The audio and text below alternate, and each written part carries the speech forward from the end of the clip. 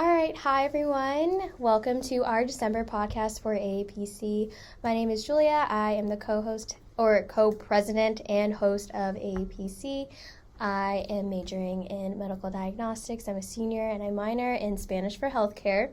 Fun fact about me, I have the Global Seal of Biliteracy in Spanish. And please welcome our two interns. Can you just tell me your name, academic year, and a fun fact about yourselves? I'm Angelina. I am a sophomore. I major in health behavior science and my minor is psychology. And I'm an intern. My fun fact is that I've been skiing for 14 years of my life. 14? Yeah. Ongoing? Yeah. Like you still ski? Yeah, I love it. Ooh, I So snowboard. fun. So really? I've tried snowboarding. It's so fun. Oh my gosh, we should plan a ski trip. You should. Because I have a yearly ski trip now.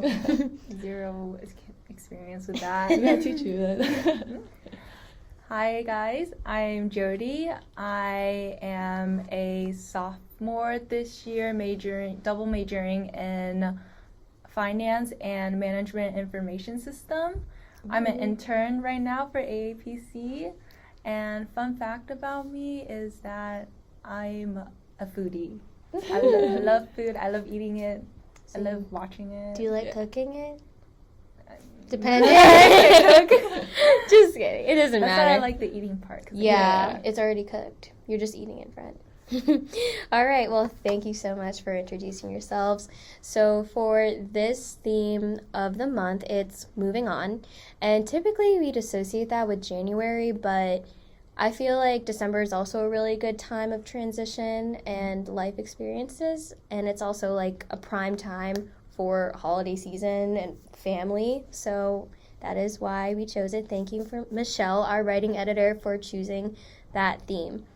And without further ado, let's flow into the bulk of our content for the podcast.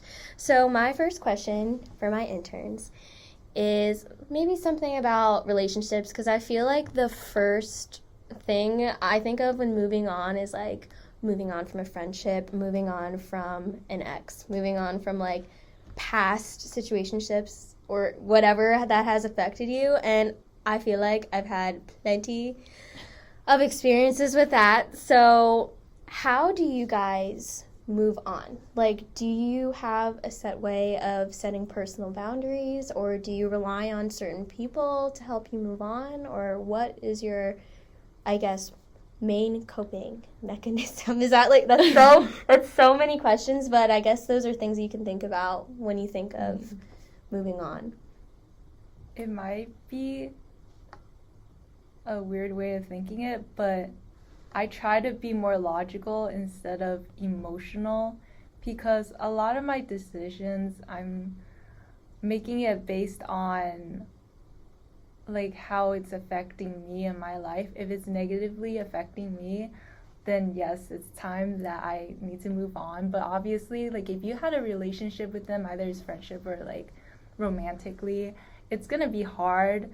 So you're going to feel sad and stuff, but if you think in the long run, or if you think of like, this person wasn't treating me right, or like this, that, and listing the facts out, you just feel better. Like you could also you can start writing it out and just like reading it every single day to like get it ingrained in your head. No, you're right. I for sure agree. Do you do something similar, or do you? Yeah, I guess, but I also look at the long run. I'm like, in the future, am I gonna still, like, I don't want to put myself through this, like, or if, like a friendship that I'm not happy with, or a relationship I'm not happy with. Mm-hmm. Like, let's say in like 5 years, am I gonna be happy with them? Like, do I see change in them? So I like have to make sure I can at least realize if I can see change in them. But if not, then I just have to be like, I have to stay strong mentally and be like, for sure. Either make my decision, so. I feel the same way, because what you're saying about like writing it out and keeping yourself accountable, I like literally wrote out a list like the other day to remember like why, because sometimes I'm like easily swayed. Like I was very much a people pleaser, so it's like I forgive so easily, but the people that wrong me so much and inconsistently wrong me, I like need to keep track of it now. Like I literally have a list of like actions that they have done. I'm like, he or she has said this or they have done this to you. I'm like, okay, that's why. Like just a reminder to not like entertain crappy behavior. Like that's just not how it goes. So that is so interesting that you said that. I know. I low-key had I had a red flags list. Oh my gosh. Yeah, that was basically what I had. Like I had it's like a red flags list. Like it's all negative, but it's just a reminder for yourself, like, do you want to have a person like that in your life? Like friend or partner. Like it doesn't even matter. Like I also even think like, because I had a situationship for a long time, and I would equate it to my friendships. Like my friends treated me better than the situationship. Like they gave way more, and I was like, that makes absolutely no sense. Like why would I want to be with a person that can't even treat me right, and my friends treat me like a queen? Like that just doesn't make sense. But that's how I move on. I think I consult a lot in my friends. Like they, at least my best friends, like I don't know, like I'm close to my family, but when it comes to personal relationships like that, I just feel like it's hard to explain that. But with my best friends, they know me to a T, so like they understand where I'm coming from, and getting their perspective on it really helps me to like move forward with the plan of actually moving on. Yeah. I think I kind of do what you do. I go, because I didn't date or talk to any guys for a long time, so I was the coach. I was the one giving out advice. Yeah, you're the love whisperer. You're like, I was telling them, like, no, this is blah, blah, blah. Explaining everything. And then when I started talking to guys, I was like, oh, there's a lot more emotions than just, like, giving. Just saying it, right? So when I guess, like, am stuck in a situation, I try to think, like, oh, what advice would I give my friends? Like, what would they tell me to do and stuff? And I try my best to follow that.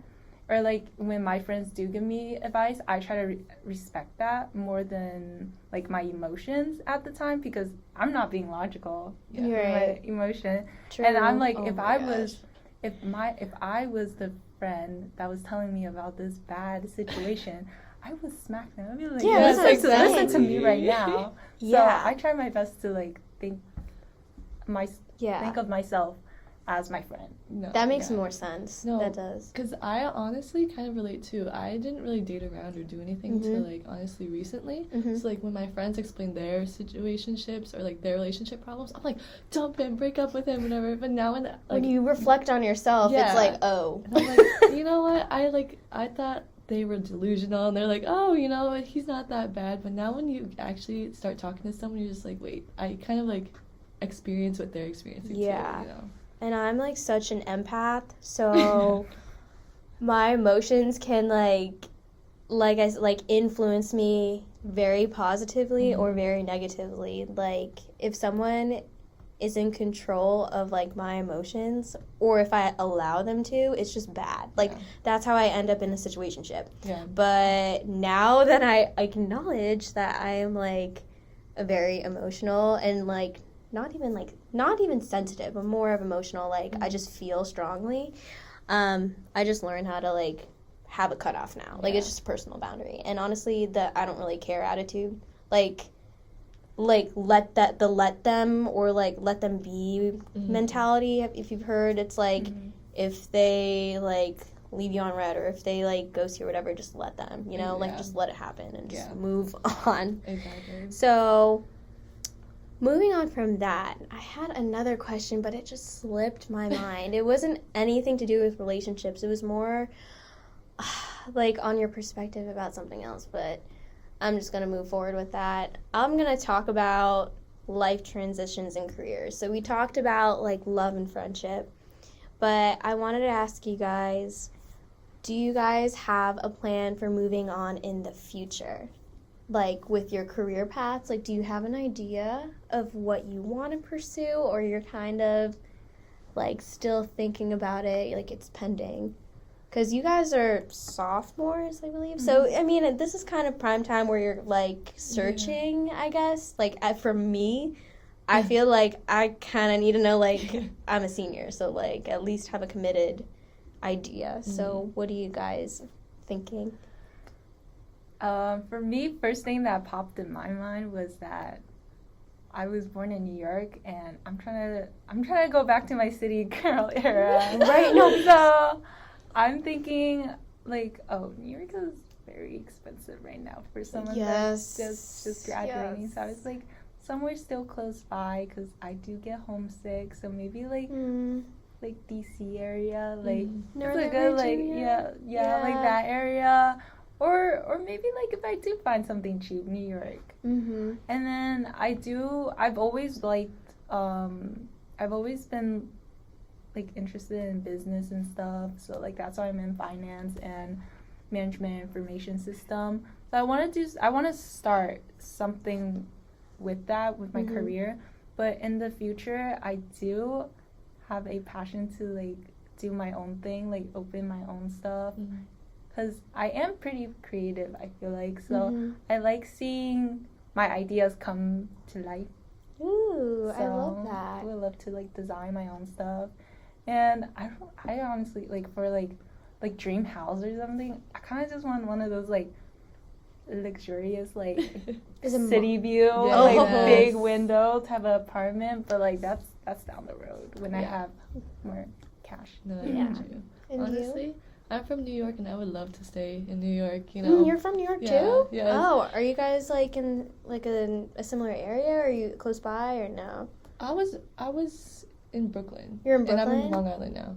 Oh, you're in Yeah. Long Island now. Yeah. Okay. I was born in Manhattan, but I lived in downtown Brooklyn. Oh my gosh! Wow. Wait. You didn't know this? I didn't know this. That's kind of funny. Yeah. I'm like, geez, I was just there like a weekend ago or two, and I was in Brooklyn, What would you do? Manhattan, and Soho. Honest, just bar hopping. I I was guess. just like visiting for like the holidays, Yeah. like just going with friends around the city and shopping. It's so But nice in the holidays too, like I especially in the city. know. That's why I love going there. Okay. anyway, sorry, I had to interrupt because I was like, Yeah, good but to know. right now I like just declared my major actually. Oh, like, congrats! oh my gosh, thank Woohoo. you! Like a month ago, but I'm still like so iffy. I want to do something within health science, and I want to work with people. Yeah. So health behavior science is like an option right now, but I don't know if I want to get more involved. I don't know if I want to work in like hospitals. I want to work with like directly with patients, especially patients who are like ill. Yeah. So I'm still trying to figure that out. I would say for the future, like job wise, I would like to also work in the city. I would want to be like in a place where I'm also familiar with. I want to commute, you know, I want to like easily somewhere I can easily like access, or like even around family that I'm good with. So Oh. yeah. Awesome. Would you guys say that you adapt well to changes like that? Because for me, like growing up, I had divorced parents, and my dad just moved all over the place within like my state. So it wasn't out of state for a bit. Like throughout high school, he was near me, and I had to move. Not like had to move, but I had to help him move like every few months, and it was just like physically exhausting, and I am kind of mentally, because like I'm moving all over the place, but I didn't have to change schools, which was great. For me, I'd say like I adapt pretty well. Like just give me a week and I'll be fine. Like when I went to college, I wasn't even scared. Like I think my parents were scared that I couldn't transition well, but I was like, I'm fine. Like literally, because I'm like 2 hours away. I'm from New Jersey. Okay. So I was like, if it was like Hawaii, like if I were Yeah, that's hours away, like if I were a flight away, I think I'd feel a different way, but I'm like a drive away. So I was like, we're fine. Like I'm okay. Just call me once in a while. Like we're good. But like, do you adapt well? At least to like moving, like physically moving and I've actually, new things. I haven't like done anything like a drastic move. I would say the most drastic thing would be like college. Obviously. Because I went to the school knowing like nobody except like my cousin here, so I started off with like no friends and everything. So it was a little hard at first, but then I just realized that in order to make friends, or I actually have to do things, I have to put myself out there, you know. So that's why like it is hard at first, but then once I do it, like I'm okay, you know. Good. And you? For me, I used to think that I was, but I think now I would say it depends on the people in that area. Because when I first moved, I moved to my new house, like middle of 8th grade. That's pretty tough.